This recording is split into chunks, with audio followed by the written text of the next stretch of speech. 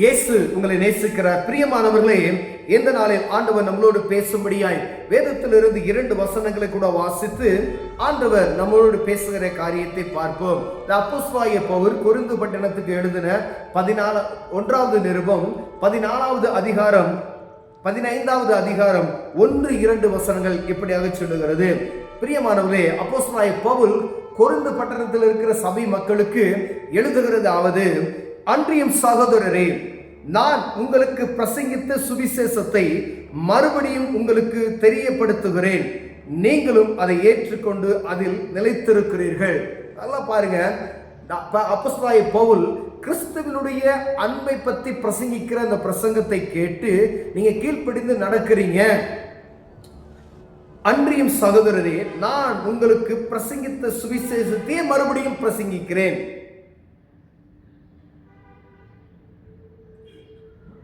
உங்களுக்கு தெரியப்படுத்துகிறேன். நீங்களும் அதை ஏற்றுக்கொண்டு அதில் நிலைத்திருங்கள்.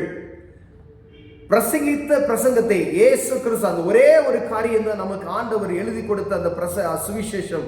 இந்த காரியத்தை தான் எல்லா ஊழியர்களும் நமக்கு என்ன செய்றாங்க, சொல்றாங்க. ஆலயங்கள்ல, சபைகள்ல, சுவிசேஷர்கள் எங்கும் தெருவோரங்கள்ல சொல்லப்படுகிற எங்கும் ஆண்டவருடைய சத்தம் தொனித்துக் கொண்டிருக்கிற ஒரே வார்த்தை ஆண்டவருடைய சுவிசேஷம். அவரே மனுக்குலத்துக்காய் தன்னையே பலியாக கொடுத்தார் என்கிற இந்த காரியத்தை நாம் ஒவ்வொருவரும் அறிந்திருக்கிறோம்.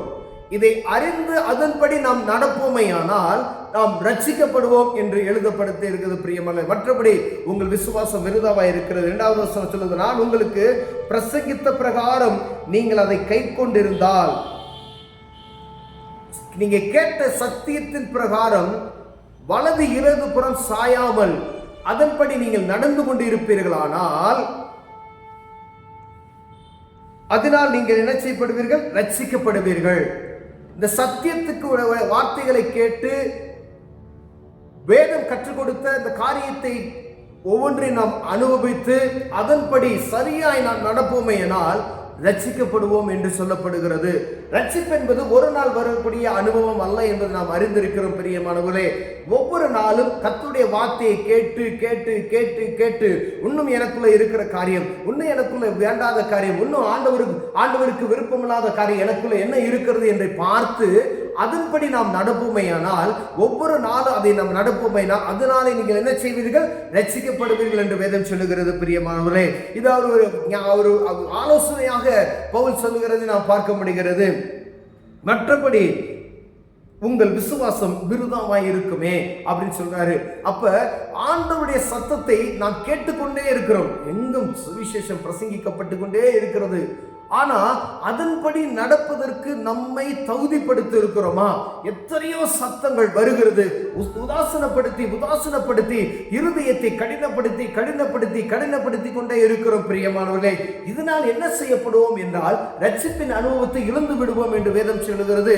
இதன்படி கேட்டு அதன்படி நீங்கள் நடந்து அதற்கு நீங்க செவி கொடுத்து கடந்து செல்வீர்களானால் நீங்க ரட்சிக்கப்படுவீர்கள்.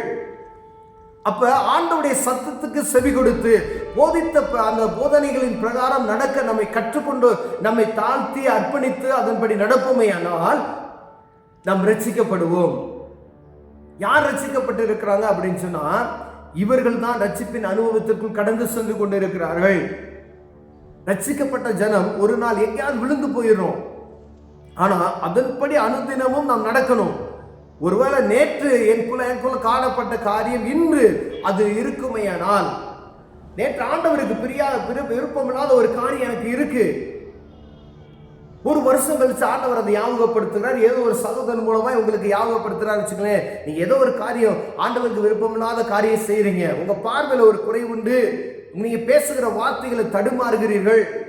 சில நேரங்களில் பார்த்தீங்கன்னா பழக்க தோஷத்துல ஏதாவது வார்த்தைகள், தவறான வார்த்தைகள் வரும், பார்த்திருக்கீங்களா? அப்ப எனக்குள்ள என்ன இருக்கிறது?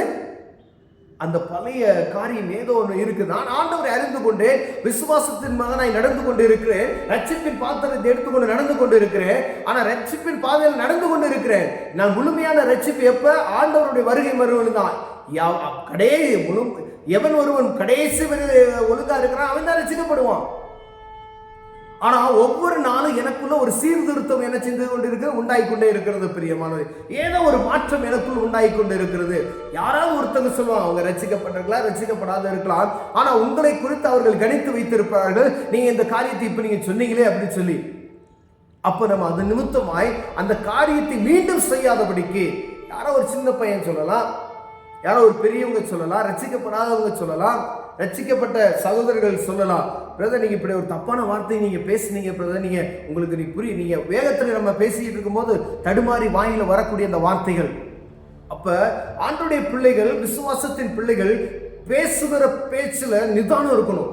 பெரிய அரசியல் தலைவர்கள் எல்லாம் பார்த்தீங்கன்னா ரொம்ப கவனமா நிறுத்தி மெதுவா பேசுவாங்க, பார்த்திருக்கீங்களா? ஏன் அப்படின்னா தவறுதலான ஒரு வார்த்தை வந்தா என்ன செஞ்சிருவாங்க, மீடியாக்காரங்க பயங்கரமா அதை என்ன செஞ்சிருவாங்க, பெருசுபடுத்திடுவாங்க. அப்ப ஒரு வார்த்தையை பேசுவதற்கு முன்பாய் ரட்சிப்பின் அனுபவத்தை பெற்றிருக்கிற நாம், ஆண்டவருடைய பிள்ளைகள், அவருடைய பிரதிநிதிகள், அவருடைய வேலைக்காரர்களாகி நாம் பேசும் பொழுது ரொம்பவும் ஜாக்கிரதையுள்ளவர்களாய் பேசும்படி அழைக்கப்படுகிறோம் பிரியமானவர்களே. ஒவ்வொரு வார்த்தையும் பேசும் பொழுது கவனமா இருக்கணும். இது சத்தியத்தில் இருக்கிற பிரகாரம் நம்ம பேசுறோமா, நம்ம வாழ்க்கையில அதன்படி நாம் நடந்து கொள்ளுகிறோமா, சில இடங்களுக்கு போகாதன்னு சொன்னா அந்த இடத்துக்கு நம்ம போயிடுறோமா, சில காரியங்களை பார்க்காதன்னு சொன்னா அதை பார்க்கிறோமா, வேதம் நமக்கு கற்றுக் கொடுத்து விட்டது இப்படிதான் நீ நடக்கணையா அப்படின்னு சொல்லி அதன்படி நான் நடக்குவதற்கு என்னை பழக்குவித்துக் கொண்டு இருக்கிறேன். இதுதான் ரட்சிப்பின் அனுபவம். பவுல் கொரிந்து பட்டணத்தில் இருக்கிற சபைக்கு எழுதும் போது இப்படி எழுதுகிறார். 2025 ஆண்டுகளுக்கு முன்பு அதை எழுதப்பட்ட வார்த்தைகள் ஒவ்வொரு நாளும் ஒரு குறிப்பிட்ட மனிதனுக்கு 25 வயசு, 30 வயசு, 40 வயசு என்று வைத்துக் கொள்வோம். ஒவ்வொரு நாளும் உங்களுக்கு நீங்க பிறந்த முதல் கர்த்தருடைய வார்த்தையை அனுதினமும் போதித்துக் கொண்டிருக்கிறார்கள். அதன்படி செவி கொடுத்து, ஆண்டவருடைய சத்தத்துக்கு செவி கொடுத்து நாம் கீழ்ப்படிந்து நடக்க நாம் கற்றுக்கொள்வோமையானால் அந்த ரட்சிப்பின் அனுபவத்தை நாம் பெற்றுக்கொள்வோம் பிரியமானவர்களே. ஒருவேளை நாம் ஆண்டவருடைய சத்தத்துக்கு செவி கொடுக்காதபடி இருப்போமே ஆனால் இந்த ரட்சிப்பு என்ன செய்யும், நம்மளை விட்டுவிடும். அது ஏதோ ஒரு குறை இருக்கும், நம்ம பார்க்குறவங்க குற்றம் கண்டுபிடிப்பாங்க, ஏதாவது ஒரு காரியத்தை குற்றம். ஏன்னா உலகத்தில் இருக்கிற பார்வை பூரா உங்கள் மேலதான் இருக்கும் பிரியமானவர்களே. இவர்கள் ஆண்டவருடைய பிள்ளைகள் என்று சொல்லுகிறார், துன்மார்க்கமாய் நடக்கிறார்களே, நிற்கக்கூடாத இடத்துல நிற்கிறார்களே, பார்க்கக்கூடாத இவர்கள் பார்க்கிறார்களே, பேசக்கூடாத வார்த்தை இவர்கள் வாயிலிருந்து வருகிறதே. அப்ப நீங்க ஜெபம் செய்யணும், ஆண்டவரே நான் எப்படி இப்படி நடந்து கொள்ளணும், எந்த இடத்துக்கு நான் போகணும், எந்த இடத்துக்கு போகக்கூடாது, என் பிசினஸ் எப்படி இருக்கணும், என்னுடைய வேலை எப்படி இருக்கணும், நான் வேலை ஸ்தலத்தில் எப்படி நான் நடந்து கொள்ளணும்னு சொல்லி தேவ சமூகத்தில் ஆலோசனை பெற்றுக்கொள்ள வேண்டும் பிரியமானவர்களே. பலவலன்னு பேச முடியாது, கவனமா நீங்க பேசணும்.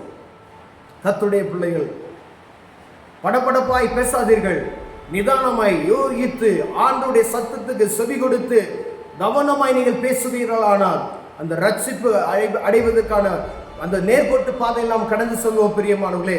வலது இடது பக்கம் சாயாதபடி நாம் கவனமாய் செல்லும்படியே நாம் பார்க்கப்படுகிறோம். அதுதான் பவுல் சொல்லுகிறார். நாங்கள் பிரசங்கத்தை நாங்கள் மீண்டும் மீண்டுமாய் நாங்கள் பிரசங்கித்துக் கொண்டு இருக்கிறோம்.